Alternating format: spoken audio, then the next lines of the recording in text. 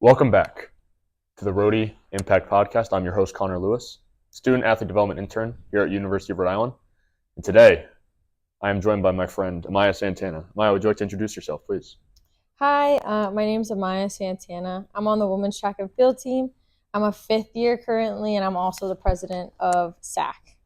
Well, you mentioned you're part of SAC. We might as well just jump right into it. Tell me about SAC. What is it? What do we need to know about it? What does it stand for? Because I actually don't even know.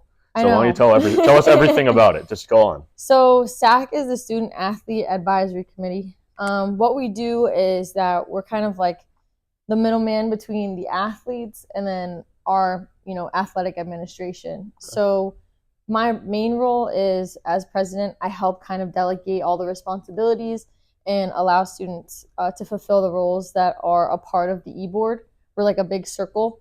Mm-hmm.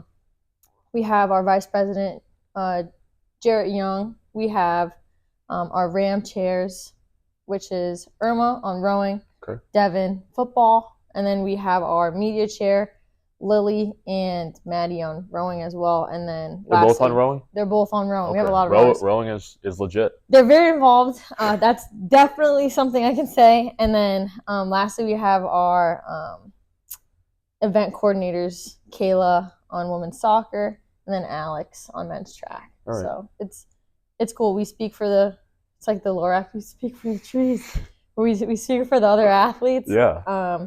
And we meet with Thor, Jeff, Jamie every 2 weeks to fill them in on what's going on. And then we also fill in our peers on what's going on with the A10, what's going on in our own NCAA stuff, and then what's going on in our own university. Right. So, yeah. Okay, cool. Well, what do you do specifically in SAC? Because we talked a lot about what other people do, but I want to know what you do. A lot. Well, just talk us through it. Take your time. Okay. Tell us everything. So pretty much like when it comes to like the e-board, I'm like one of the people that helps kind of like keep us together, mm-hmm. In the sense of just like making sure everybody's organized, reminding people of certain things that we should be on top of. Like for instance, like the RAM games.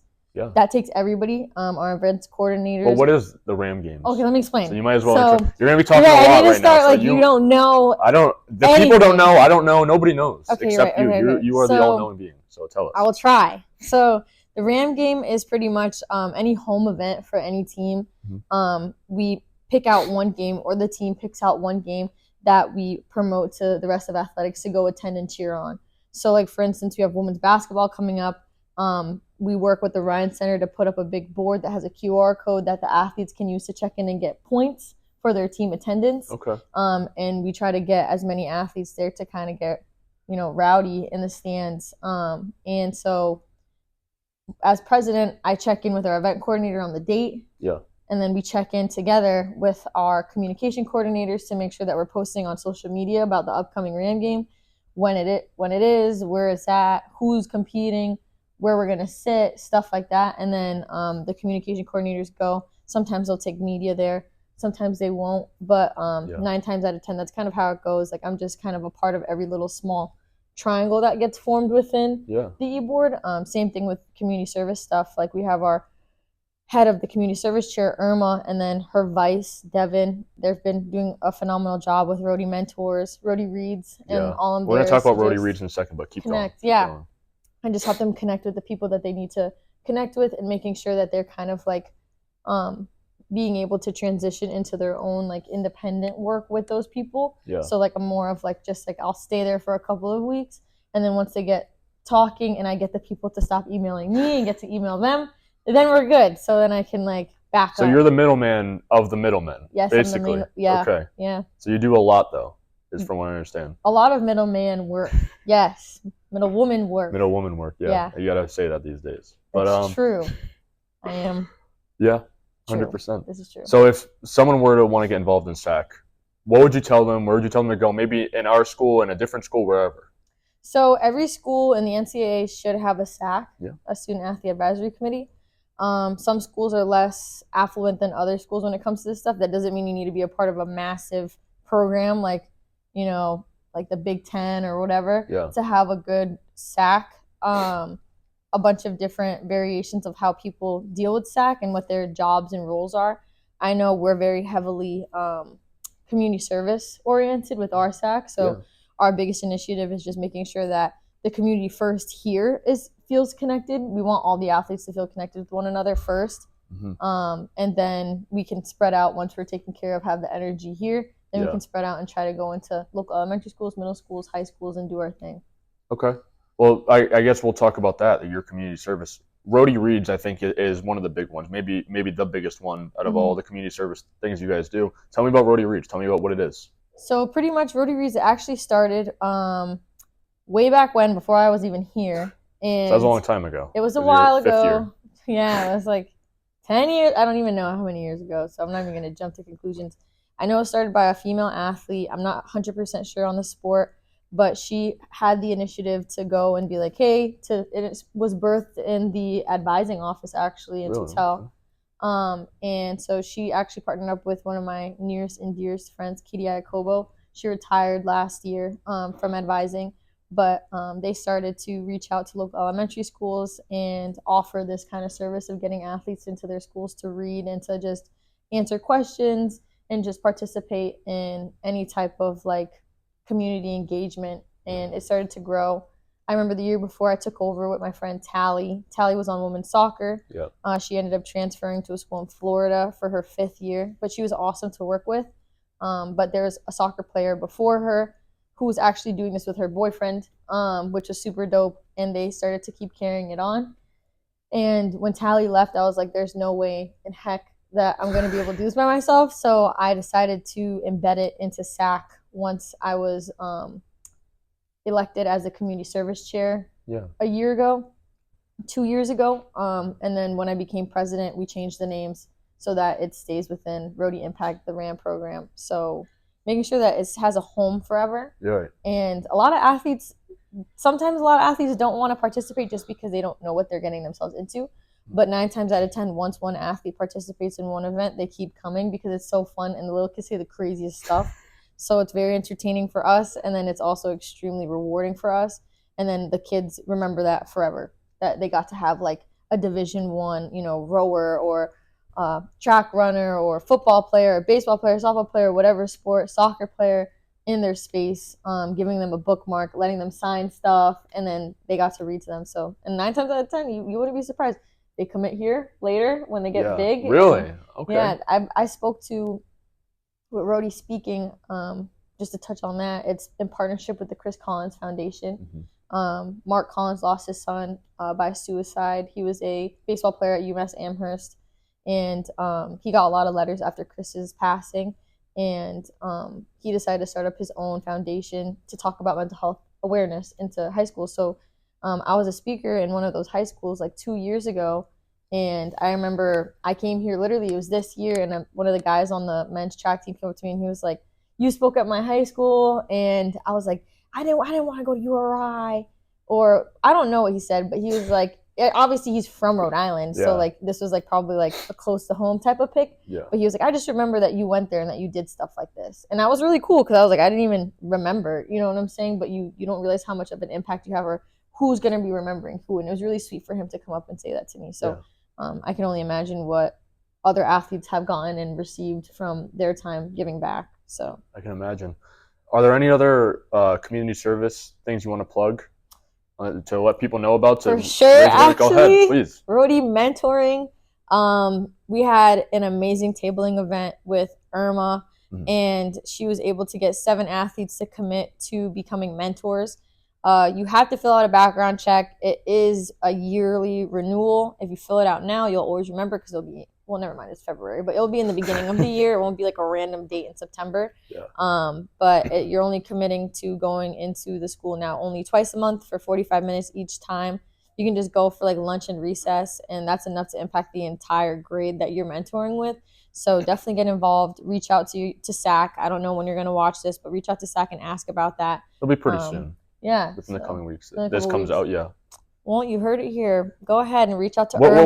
What is and Devin. What is Rhody mentoring, or like what do you do specifically? Because you say that you can make an impact, but what is that? Okay, so pretty much what it is that like I found out about it by Brady Rourke. He was the SAC president last year. And what you do, we partner with a specific school. It's called Richmond Elementary. It's literally 10 minutes away. You're not wasting a lot of gas. You can carpool even. and you get paired up. So they have a school psych in there, a psychologist, to kind of like point out the students that need a little bit more attention in school to be able to get through classes, or the people who are struggling. I had a beautiful young lady named Claire. She was the bee's knees. And I went in for her math class because she was having struggling with math. I'm not that good at math, but she actually knew what she was doing. She just needed somebody to be with her in class. And then I would go with her to recess. They'd make me run. Don't tell them what sport you play. They'll make you do the sport the whole entire time. And then I would go with them to lunch. And third grade tea is like the best tea you'll ever hear in your life. I'm like, what? She said, what? It's crazy. And I was with her for 4 months last year. Wow. Because I couldn't see her, but I was total with Claire 2 years. Wow. So I was her mentor for 2 years. And then it was like 4 months, first semester. And then throughout the last of the semester, but the last 2 months of the semester, I just couldn't go in. But they're really flexible. I still keep in contact with Claire. She'll write me funny letters sometimes. But yeah, she's super cute, really sweet. And, you never know what you can do. And now hopefully she's doing good in middle school. If not, we'll make a mentorship in the middle school and I will sign up to go be with her. So. Well, I mean, that's all you need to hear. I think the people at home, that's all you need to hear. You need to sign up for this, is what you're saying. That's what you're telling. That's what you're telling our fellow student athletes. Yeah, you have a lot of time. I know your screen time is longer than 45 minutes. Just take 45 minutes away from your screen time and go be with somebody who needs that attention because your phone doesn't.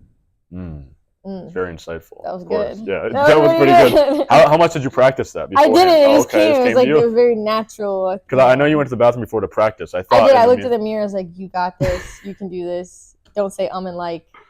You're doing okay. Thanks. You're not doing bad. We're going to shift gears a little bit.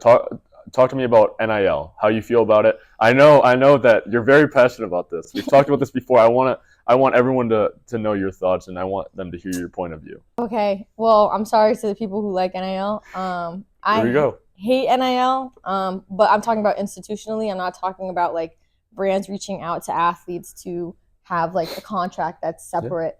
Yeah. I think NIL monopolized college athletics. It completely changed the game. I'm happy to escape before it is impacting, but my sister goes here. She's on the track team, Naya. It's definitely going to impact her, so I'm going to be staying in the loop to help her the best that I can. But I think NIL was like cancerous. I think it spread too quickly, and I think it's infecting a lot of programs, and it's causing programs to flip upside down.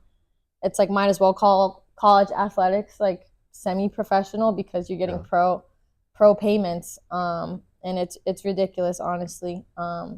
Yeah, I'm sorry everybody, but I'm not a fan of NIL when it comes to like making the university pay for that type of like endorsement stuff, because we're a university, we're offering you free education. We're offering you, if you're on a scholarship, we're offering you free education.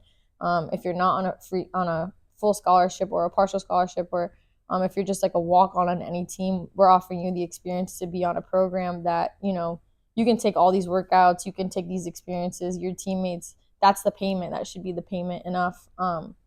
However, I'm not against like Google wants to reach out to me and send me a pair of socks. Like, you can do that. Like, you know what I'm saying? I don't have social media. I don't have any social media.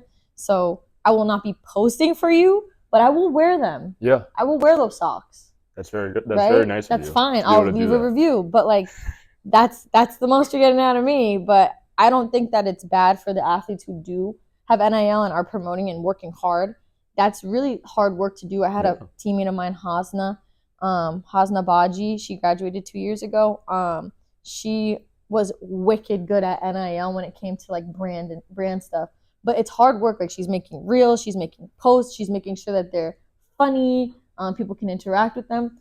That I don't disagree with. Yeah. That's something that I think everybody should learn. And I think it was awesome when it was first introduced, because athletes are being able to reap the ability to say, yeah, I run on this team or I play for this team, and I would gladly take that free, smoothie. Yeah, and that free pair of socks that you mentioned. That free pair of socks, and I will wear them, and I will tell everybody where I got them. Yeah. Okay, so but overall, your point is that you do not care for the schools themselves paying these athletes, because some, and some people get paid more than others. Some classes get paid more than others. Mm-hmm. And so, like, I just think that it would be really cool if we're able to, like, see it differently. I Yeah. don't think that schools should be paying stuff because that's coming out of the pockets of a lot of, like, students who are not involved in athletics. Yeah. And so it's like, do you really think that it would be something that is, like, beneficial to the university as a whole? It's going to really be taking, like, a really big dig at certain things that are not necessarily, like, you're not supposed to be doing that stuff in my head. I'm losing my train of thought. No, But it's okay. Don't worry it's about just like it's not necessarily a good thing to do. Yeah. It's not going to impact the people that it needs to. It's going to impact everybody in the wrong way. If Right. That makes sense. Yeah, I know what you mean. So we're gonna wrap this up. I just have one last question for you. You've been at the school a while. Mm-hmm. Going from a high school athlete to a college athlete, what is the transition like? I'm sure there's people that are going to commit to URI that are going to be watching this, but haven't obviously participated in a college sport yet. Mm-hmm. What would you say to them? What was your feeling going in, and what should they know about that transition? I would say that it's definitely something big. I played soccer growing up. I even played for like a U18 team for like Puerto Rico. Like I was ready to. I didn't even want to go to college. I wanted to just keep playing sports. Yeah. But then like stuff happened, and I was released from the program itself. Like that division itself in the Boston location was like completely demolished. So Wow. I was like, I'm pretty fast. I'm gonna try track. And so like I would say the younger you are, keep looking. If your parents are pushing you to look for NIL, I'm pretty sure your parents don't necessarily know all about NIL. So don't focus on that. Yeah, listen to her before you listen to your parents. Yeah, like do your research.